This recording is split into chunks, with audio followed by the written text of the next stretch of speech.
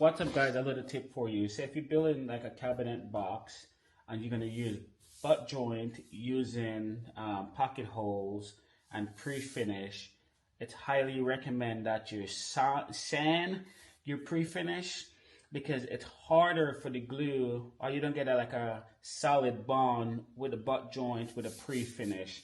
So I did like a test sample here where I glue up the edge with a pre-finished piece with the glue, and I let it sit for a couple hours. So I'm gonna try to see if I can break it apart to show you.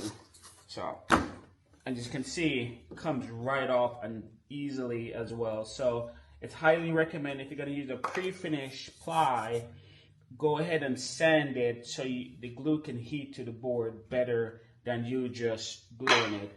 Although using pocket hole, you will still have a firm grip, but to me, I want to have two. If I'm doing butt joint, it's better to have two, better connection than just one, just in case. So recommend you sand your finished piece, your pre-finished ply before you apply the screw. So hope that helps.